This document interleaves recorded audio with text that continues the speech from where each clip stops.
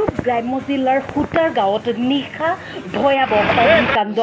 প্ৰায় 10খনকৈ দোকানৰ কেইবা লক্ষাধিক টকাৰ সা সামগ্ৰী অগ্নিত ভস্মীভূত অগ্নি নিৰ্বাপক বাহিনীৰ চেষ্টাত অগ্নি নিৰ্বাপন হয় বৈদ্যুতিক শ্বৰ্ট চাৰ্কিটৰ ফলত অগ্নিকাণ্ডৰ ঘটনাৰ সূত্ৰপাত হোৱা বুলি সন্দেহ কৰিছে স্থানীয় লোকে কথাখানি মানে কি আমাৰ ইয়াত যেতিয়া তাৰমানে এই জুইটো লাগিল জুইটো লগাৰ পিছত তাৰমানে আমি দৌৰি আহিলোঁ বহুত মানে জুই উঠিছে উঠাৰ পিছত আমি যেতিয়া দেখা পালোঁ মাত্ৰ দুখন দোকানতে আৰম্ভণিটো হৈছিলে জুইটোৰ দুখন দোকানৰ পৰা তাৰপিছত আমি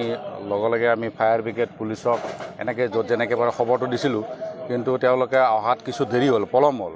1 ঘণ্টাৰ ভিতৰত বাকী কেইখন 10-12খন দোকান তাৰমানে জুইত মানে ভস্মীভূত হৈ গৈছে ক্ষতিটো এতিয়ালৈকে প্ৰায় অনুমান কৰিব পাৰি প্ৰায় 50 লাখ মান টকা ক্ষতি হৈছে গোটেইখিনি মিলি সংঘটিতটো তাৰমানে এতিয়া আমি হয়তো দেখা পোৱা মতে হয়তো শ্বৰ্ট চাৰ্কিটৰ ফলতে হ'ব কাৰণ বেলেগ সমস্যা একো নাই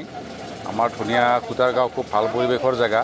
কোনো মানে অশান্তিৰ জেগা নহয় গতিকে আমি এটা সন্দেহ উপজিছে যে শ্বৰ্ট চাৰ্কিটৰ ফলতে হৈছে আৰু